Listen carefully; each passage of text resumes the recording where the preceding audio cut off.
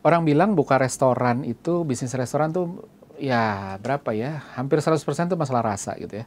Mau tempat makannya jelek kayak apapun, mau di pinggir kali yang airnya hitam dan bau pun kalau rasanya enak orang tetap datang aja gitu ya. Apa benar begitu? Halo, saya Ignatius Untung, selamat datang di Marketing.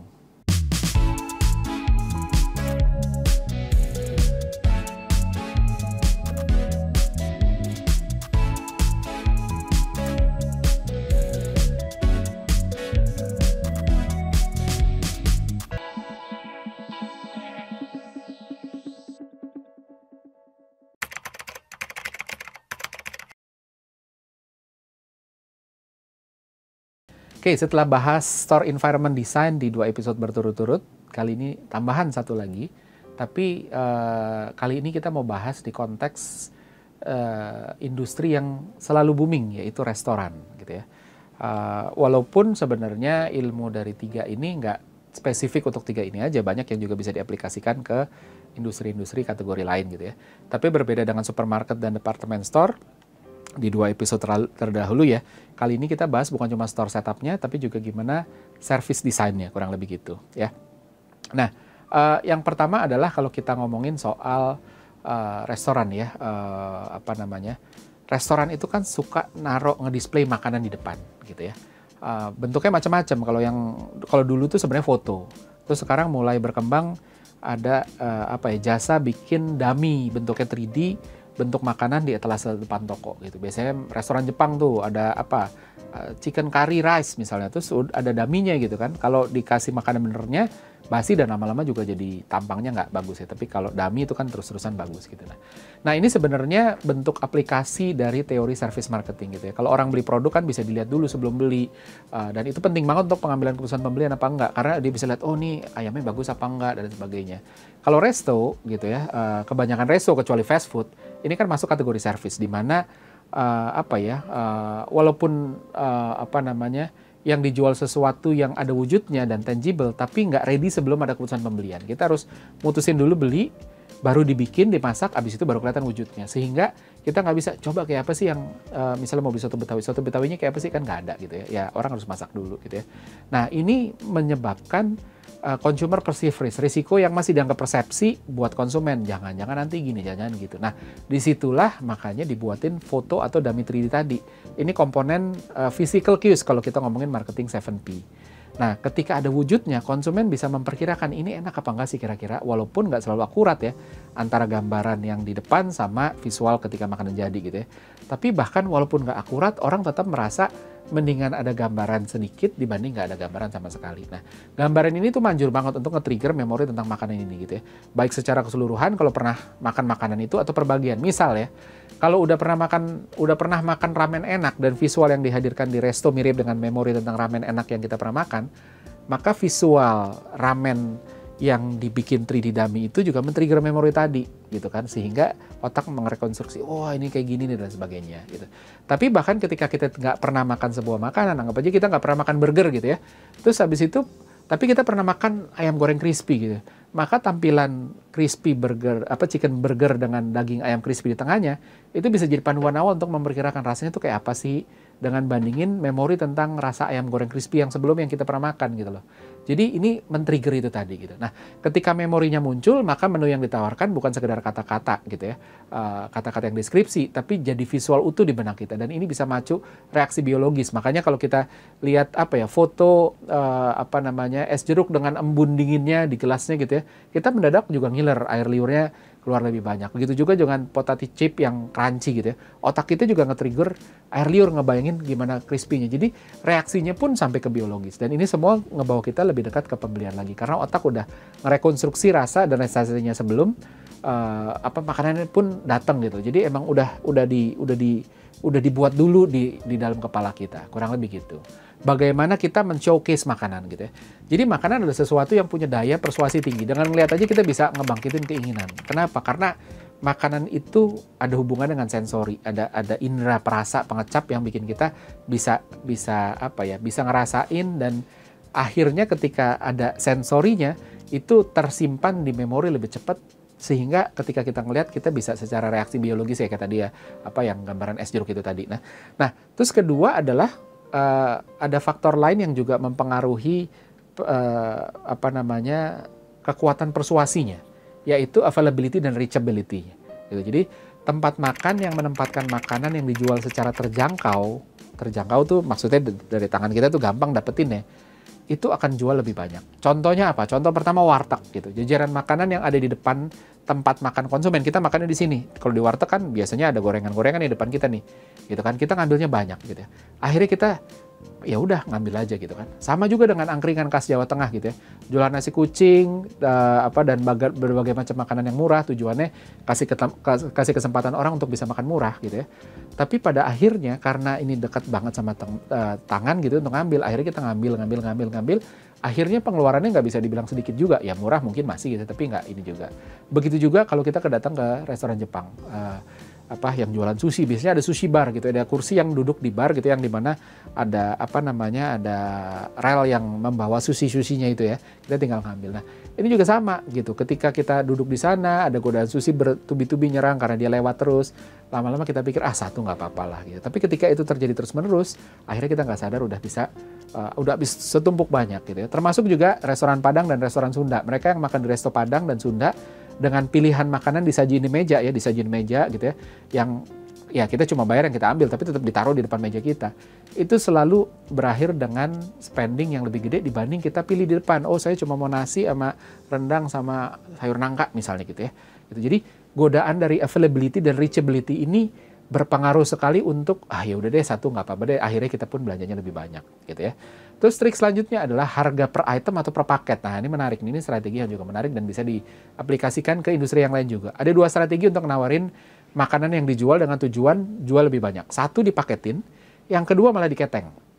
Contoh, semua fast food restoran punya opsi paket. Biasanya paketnya ayam nasi minum, bahkan ayamnya 2 gitu ya. Atau ditambah kentang lagi, atau ditambah es krim lagi. Padahal kalau makan di rumah jarang banget kita ngambil ayam dengan porsi segede gitu dalam jumlah 2 potong gitu ya. Lebih parah lagi, udah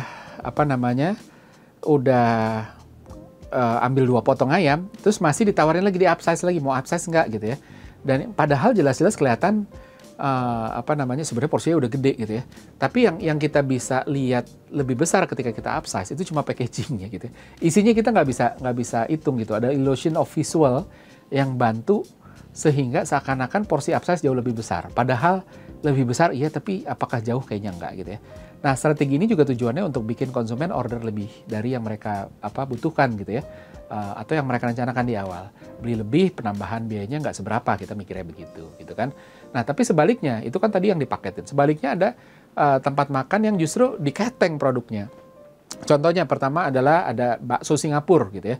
Bakso Singapura itu biasanya dijerin, ini ada baksonya, ini ada bakso ikan, ini ada tahu, ini ada apa, diketeng, kita ngambil satuan. Nah, ngambil satuan dan udah ada harganya. Di Bali juga ada satu restoran bakso yang terkenal dan kita ngambil juga. Di Jakarta juga ada satu restoran bakwan Malang yang juga begitu, kita mau pilih mau isinya apa gitu ya. Atau juga ada satu resto hotpot dari Australia yang baru berapa tahun terakhir ini bukan di Indonesia, itu juga sama, jual nge-charge harga per kilogram jenis makanan gitu, harganya per satuan. Nah otak kita tuh nggak pintar-pintar amat ngitung gitu ya. Ketika harga yang kita lihat di depan itu dijadiin acuan, which biasanya kalau bakso itu harganya 3.000 sampai 5.000 lah per item gitu ya, kan kesannya murah gitu ya. Dan kita pun mulai tambahin, tambah ini deh, tambah ini satu, tambah ini. Nah kejutannya terjadi begitu di kasir, tahu-tahu kok harganya banyak, satu mangkok bakso tuh bisa 100.000 lebih. Gitu, jumlah yang jarang kita rencanakan untuk makan bakso semangkok, makan bakso aja sampai 100.000 tuh ngapain sih gitu kan. Tapi karena udah terlanjur ambil, ya udah malu juga untuk batal, akhirnya ya udah kita tetap ini. Nah ini terjadi karena complication of calculation itu tadi. Otak kita nggak pintar-pintar amat untuk berhitung di luar angka-angka yang mudah gitu ya. Jadi begitu kompleks kita bingung gitu ya. Nah jadinya kita hanya gunakan harga per item sebagai acuan gitu ya. Itu pengaruh juga. Selanjutnya lagi adalah kapan bayar gitu ya. Ini kita udah pernah bahas gitu ya. Metode pembayaran dan kapan bayar itu menentukan. Contoh misalnya, ada restoran-restoran kayak fast food, bakmi GM, bakmi Gang Kelinci, pesan dulu baru bayar. Terus habis itu baru makan gitu ya. Tapi ada juga kebanyakan resto itu pesan dulu, makan baru bayar. Nah, sebagian besar orang berpikir ini cuma masalah keamanan dalam hal, supaya konsumen nggak lari makanya bayar di depan gitu ya. Padahal ada bedanya gitu ya. Untuk makanan all you can eat, ketika kita bayar di depan, maka studinya menunjukkan bahwa ketika kita bayar dulu di depan baru makan, all you can eat nih ya, itu makannya lebih brutal. Kita berusaha balas dendam. Karena ya balik lagi, bayar itu pain of paying. Udah kerasa di depan sakitnya, maka begitu ngambil kita selalu ngitung, udah berapa ya kira-kira saya, udah balik modal apa belum, dan lain sebagainya. Sementara kalau bayar di belakang, orang nggak terlalu kalap, nggak balas dendam gitu ya. Karena toh belum ngerasa pain of paying-nya gitu. Jadi beda banget untuk itu. Nah, tapi untuk makanan yang tidak all you can eat, bayar di depan itu bikin kita nikmatin makanan sebaik yang bayar di belakang gitu. Konsepnya sama, pain-nya di depan, tapi ada kesan baik setelah makan gitu. Kita ngerasanya kayak, oh oke nih, makannya enak karena pain-nya udah di depan gitu ya. Bukan pain di belakang gitu. Kan kita biasanya ingat yang belakang. Nah, ketika kita bayar di belakang, makanannya rasanya enak di depan. Waktu makan tuh kita nikmatin karena belum bayar gitu ya. Secara bawah sadar ya. Tapi ada anti klimaks di belakang ketika ternyata harganya mahal. Nah, experience dari nikmat yang didapetin di depan ini bisa pudar setelah bayar. Jadi, bahkan kapan kita bayar itu pengaruh gitu ya. Termasuk untuk restoran yang bukan all you can eat gitu loh. Jadi, kalau yang sekali lagi kalau bayar di depan itu, kita sakit dulu, tapi ketika makanannya enak, kita keluar dari restoran dengan rasa lebih puas ketimbang bayar di belakang. Tapi waktu bayar di belakang, sensasi makan enak itu kita lebih nikmatin. Begitu di ujungnya bayar, kok ternyata mahal, baru kita mikir gitu ya. Nah, selanjutnya lagi open kitchen. Nah, ini juga dulu waktu Bread Talk awal buka, banyak pengamat berpendapat keberhasilan Bread Talk itu karena open kitchen. Dapurnya di depan sehingga menarik orang, lepas dari benar apa enggak gitu ya. Ada hal yang lebih penting dari itu. Open kitchen atau dapur yang bisa dilihat oleh konsumen itu kasih sense of transparency dalam hal kebersihan. Kita tahu bahwa kalau kita ngomongin restoran, dapur pada umumnya tuh ditaruhnya di belakang, mojok, tersembunyi, kotor gitu ya. Ketika ditaruh di depan, orang bisa lihat gitu. Restoran juga dituntut untuk jaga kebersihan, sehingga konsumen juga akan ngebangun kesan bahwa oh ini bersih. Bonusnya aroma makanan bisa lebih tercium keluar, sehingga bisa mempersuasi konsumen melalui sensory marketing gitu. Nah, terakhir adalah, which ini paling gede ya, ini menu gitu. Kalau kita ke restoran kan ada menu. Pertama, jumlah menu itu pengaruh gitu ya. Ketika menu terlalu sedikit, persepsinya jadi, aduh, ini nggak kasih banyak pilihan, low quality, ini bukan expertnya segala macam, dan ya bisa aja konsumen batal. Tapi kalau menunya terlalu banyak gitu, bikin orang bingung, wah milih yang mana ya, proses pemesanan lebih lama, ngerugiin resto dalam hal utility rate per meja atau per konsumen gitu kan. Terus berbagai strategi nudge choice arsitektur nggak bisa jalan. Artinya di menu itu kan kita ngedorong, ini yang ini rekomendasi, yang ini nih. Kadang-kadang itu bisa jadi nggak jalan karena orang terlalu banyak informasinya. Waduh, yang dipilih banyak sampai kita lupa yang rekomendasi tadi mana ya gitu ya. Jadi itu penting banget. Nah, walaupun orang bisa beli banyak karena menunya banyak gitu, tapi tetap aja Paretonya berlaku. Yang laku itu lagi gitu. Makanya setiap restoran harus berusaha cari berapa sih jumlah menu yang pas gitu ya. Nah, terus yang kedua adalah urutan menu. Ini juga ada strateginya gitu kan. Biasanya umumnya adalah appetizer dulu di menu halaman depan ya. Terus begitu halaman tengah itu menu utama, terus habis itu masuk ke akhir tuh dessert sama minuman gitu. Beberapa ada yang taruh rekomendasi di awal gitu ya. Tapi kenapa gitu nggak banyak yang tahu, lebih ke urutan makanannya aja. Nah, sebenarnya setiap bagian ini juga punya strateginya. Kalau di bagian awal, kalau yang keluar di depan-depan itu punya primacy effect. Itu kesan pertama gitu. Mereka yang taruh rekomendasi di depan itu berusaha untuk set positive perception di depan. Ini loh menu-menu andalan kita gitu kan. Create positive mood sekaligus positive perception di awal gitu kan. Nah, appetizer juga pada dasarnya kan value for money-nya nggak gitu bagus gitu ya. Ini nggak ngenyangin, tapi lumayan mahal biasanya gitu kan. Nah, tujuannya sebenarnya juga ini bisa dipakai untuk nge-decoy gitu ya. Jadi ketika ngelihat appetizer, misalnya berapa? Appetizer tuh rata-rata harganya 60.000 gitu ya. 50, 60, 70.000 gitu ya. Kita mikir, aduh baru buat cemilan di depannya aja udah 50, 60, 70 gitu ya. Gimana nanti tengahnya, belakangnya. Tapi justru ini buat nge-decoy. Nah, saya ekspektasi bahwa appetizer-nya segini. Sehingga ketika nanti main course-nya selisihnya nggak terlalu jauh, cuma 8.000, 90.000, orang akan ngerasa, oh worth it lah untuk beli ini. Karena kelihatan value for money-nya lebih baik. Itu yang bagian depan. Gimana yang bagian tengah? Ini tempatnya main course. Lebih banyak orang fokus di area ini. Karena main course, menu-menu utamanya di sini gitu kan. Biasanya orang taruh lauk dulu, baru sayur, bukan sayur dulu baru lauk gitu. Ini juga untuk set expectation gitu ya. Biasanya orang lebih bersemangat pilih lauk ketimbang pilih sayur. Kecuali orang-orang vegan ya. Sayur tuh cuma jadi kayak jadi syarat aja gitu. Nah, dari sisi pemilik resto, lauk itu cenderung lebih baik revenue-nya gitu kan. Jadi bikin orang order lebih besar gitu ya. Dari sisi konsumen ini lebih baik, juga dari sisi value for money-nya. Karena kasih positive perception gitu kan. Kalau lihat lauk, nih lauknya misalnya berapa, 90.000 gitu ya, 100.000 gitu kan, tapi kan daging gitu loh. Sementara kalau sayur, di belakangnya sayur itu 60.000, 70.000 gitu, tapi sayur gitu kan. Sebenarnya value for money-nya bagusan si lauk gitu loh. Tapi itu dia dikasih yang value for money-nya bagus di depan untuk kasih perception yang lebih bagus gitu. Nah, sementara sayur yang kasih margin lebih gede buat restoran itu ditaruh di belakang supaya dia overshadow atau ketutup sama positive perception dari lauk yang ada di depan. Nah, gimana dengan bagian belakang? Nah, ini banyak jebakan ditaruh nih. Isinya menu-menu yang kasih margin tinggi, value for money-nya rendah. Gitu kan. Minuman itu barang paling mahal di restoran gitu kan.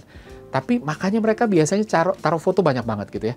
Untuk lebih ngegoda, untuk bisa justify harganya gitu kan. Dessert juga sama gitu. Ini pun juga ditaruh di belakang supaya ketutup atau overshadow by menu-menu di depan yang lebih bagus value for money-nya gitu ya.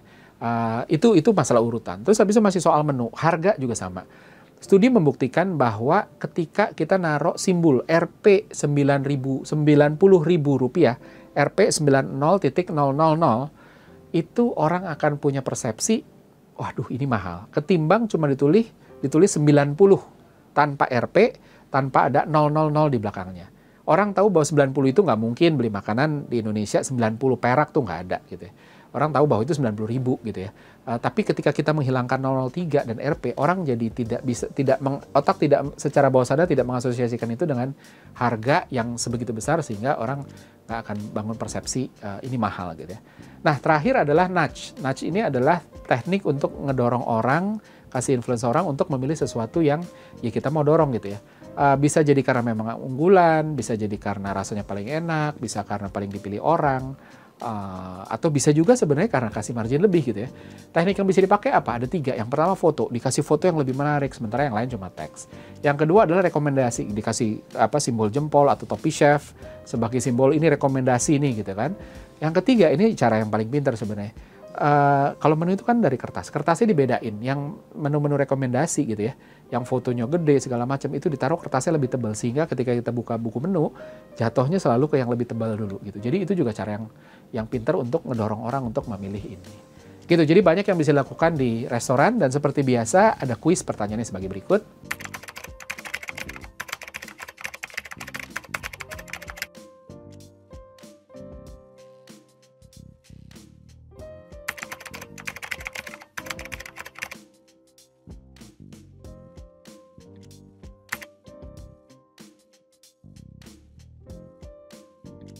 Pemenang dari episode kali ini bisa dilihat di episode selanjutnya, maka dari itu jangan lewatkan marketing di Marketers TV. Saya Ignatius Untung, pamit undur diri.